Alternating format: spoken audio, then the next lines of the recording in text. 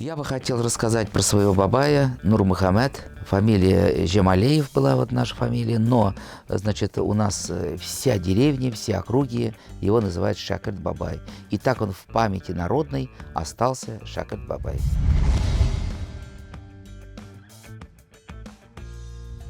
Ну, Бабай у меня действительно, он вошел в историю по своей мусульманской линии, значит, вот. Ну, хотелось бы рассказать, что это вот Агрызский район. Агрызский район.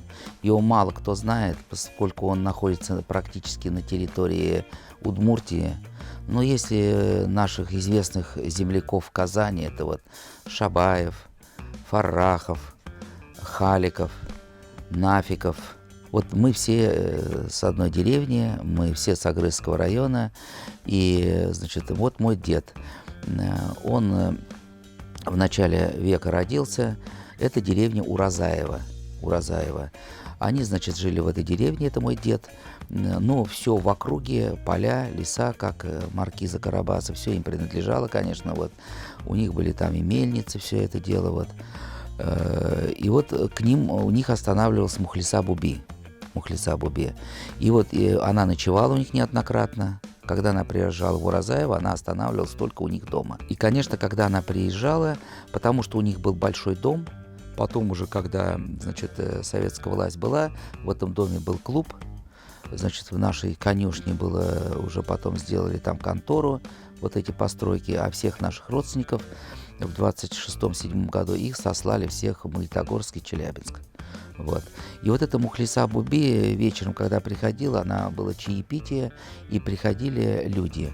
У меня были достаточно гостеприимные родственники, они всех приглашали, дом был большой, и они могли там привезти, увезти вот это, значит, и были вот эти незабываемые, интересные, познавательные такие мусульманские чаепития вечера вот с ней проводили. И она повлияла, конечно же, вот на моего деда. Мой дед поехал учиться. Учиться он в Уфе учился, какие-то курсы он проходил в Ижбуби тоже, значит.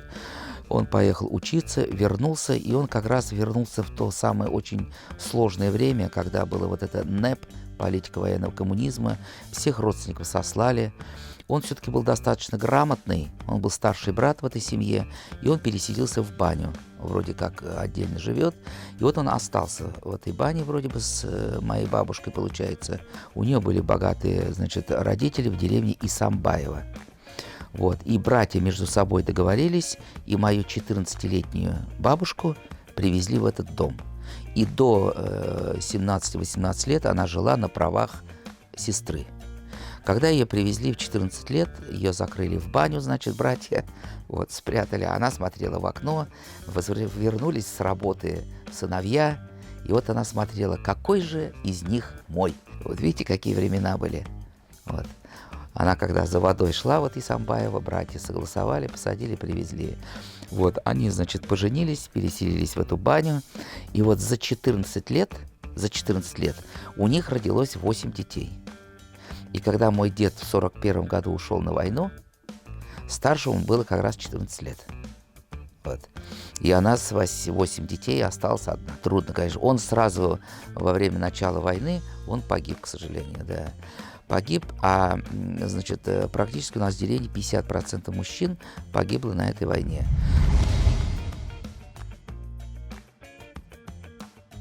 У меня вот, например, в деревне моих родственников никто не знает по фамилии, по имени. Без Шакырт на селе. Мы шакырты все считаемся по прозвищу, будем же говорить, вот этого деда моего. Дед мой был вот на эти, значит, где-то там 15-20 деревень вокруг. Он был единственный шакырт. Единственный ученый у него была степень в плане мусульманства. Они построили небольшой дом, переселились уже потом. И вот в этой бане, значит, в соседней деревне уже в Ямурзино они переселились, построили небольшой дом, она рядом деревня. И вот в этой бане он, значит, при эти березовые эти были щра, как лампы, вот эти все, значит, он из 10-15 деревень приглашал людей, которые склонны к мусульманству. И поэтому он очень запомнился и был признанный шакыртон. Потому что все равно ведь у мусульманских деятелей глубина понимания разная, и глубина преподношения и методики разные.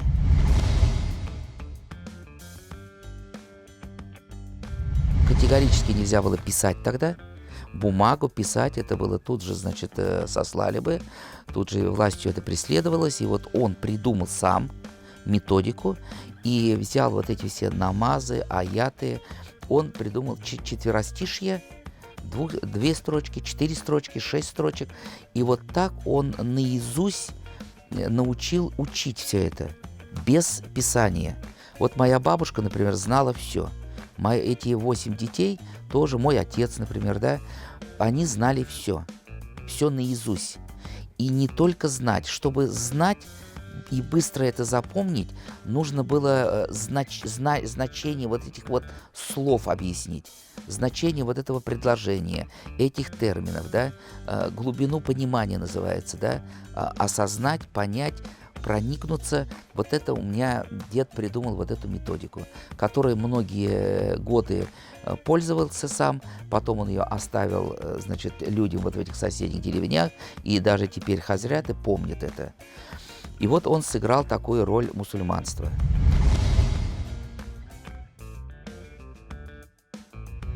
Деда не было каких-то вот половинчатых решений. В то время в деревне было очень модно что-то такое вот брожение с медом, пиво. Но это там 3-4 градуса после работы, вроде бы там можно и выпить, и сон был хороший. И вот он категорически был вот к этому напитку, что это все-таки нельзя. Если вы на мусульманство стали, значит, вы не должны каких-то половинчатых решений. Или здесь уже запрещено. Вот. Потом, значит, вот странно, что он был очень категоричен к гармонии. Он не разрешал детям играть на гармонии. Потому что, как вот моя бабушка объясняла, во время игры на гармонии бывают пляски.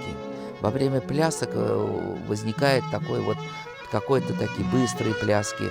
И он всегда нашу жизнь рассказывал, что вот про шайтан. Каждый день шайтан. Вот он каждый день ждет возможности. Идет какой-то вот не диалог, но вот этот шайтан, он подстерегает нас каждый день. Это соблазны, это сплетни, это плохие привычки, это, значит, зависть. Вот это все шайтан, это все, вот с этим нужно ежедневно бороться. Вот к этому он призывал.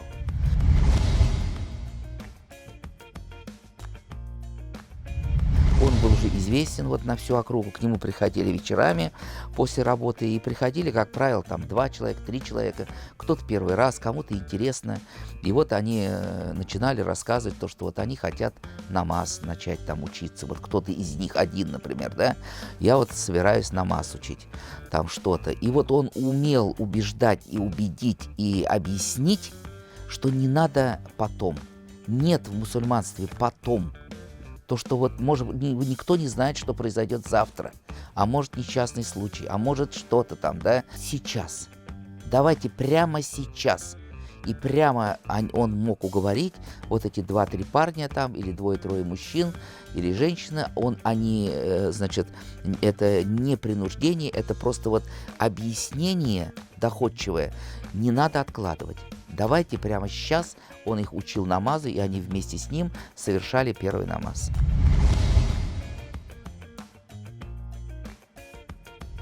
У нас был, значит, ифтар, и вот уникальный был случай, что мы собрали хазрят из 6 деревень. Вот ифтар мы проводили в деревне Салауш, она основная деревня там, значит, вокруг. Из этой деревни моя мама. Ко мне все обращаются шакырт населе, шакырт населе. Я уж начал сейчас откликаться на это, значит, и вот они все вспоминали вот эти вот методики, вот то, в чем где-то в памяти людей остался мой шакырт бабай, который проживал в Уразаево.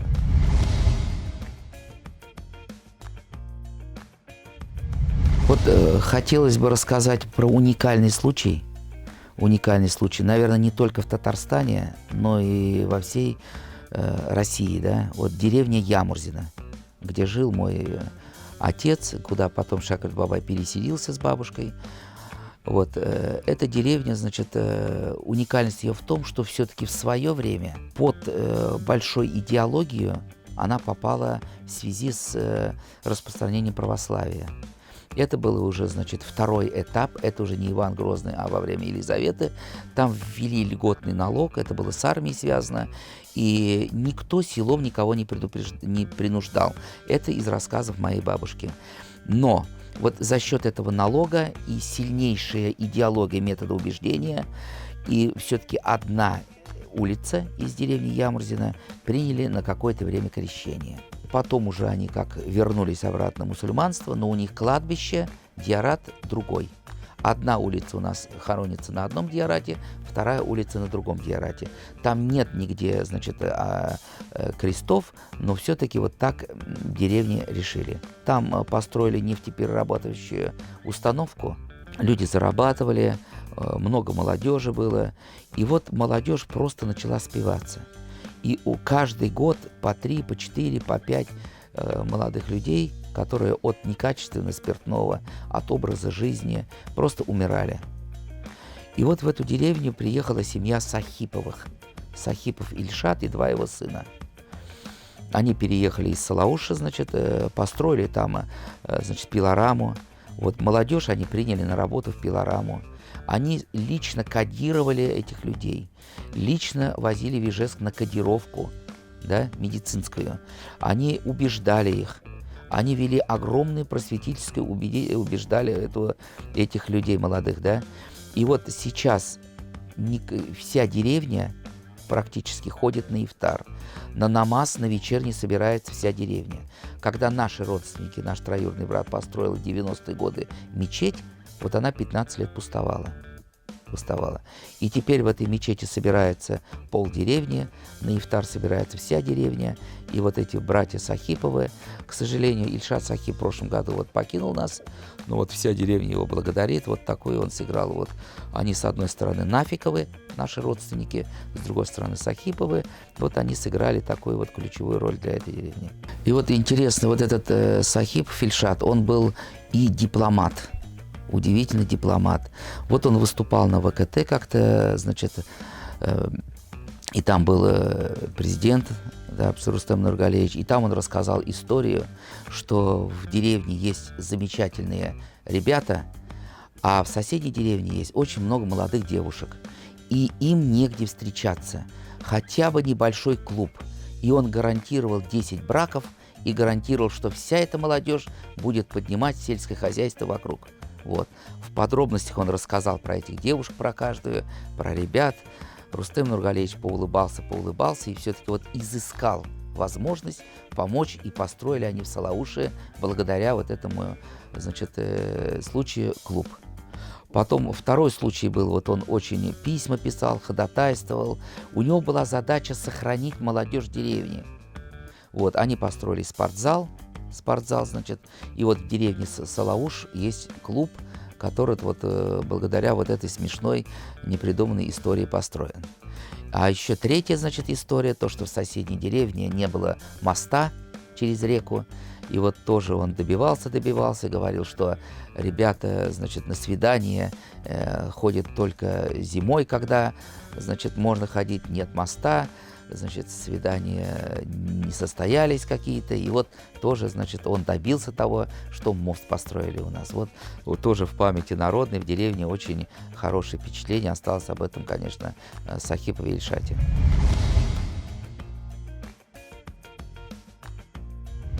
Мы, в свою очередь, значит, вот есть деревня Красный Бор. Вот мы 20 лет назад, 25 лет назад ходили по домам и давай построим мечеть. Ну, нереально это было, потому что это русская деревня, татар мало, какая мечеть, там даже церкви нет. И вот все-таки мы, получается, 7 лет назад, благодаря вот то, что было несколько активистов, там Рашид Амирзянович есть такой, значит, бывший председатель, вот он там, значит, в деревне Хазрят, вот построили общими усилиями мечеть. Но поскольку вот все вместе мы ее строили, значит, она самая маленькая мечеть Татарстана считается. Да, такой маленькой мечети больше нет. Она буквально вот как небольшая квартирка. Но все равно там собираются люди, читают намаз там, значит, каждый вечер. Вот это чудо произошло вот в этой деревне, что вот в этой русской истинной деревне на берегу Камы получилась вот эта мечеть. Да.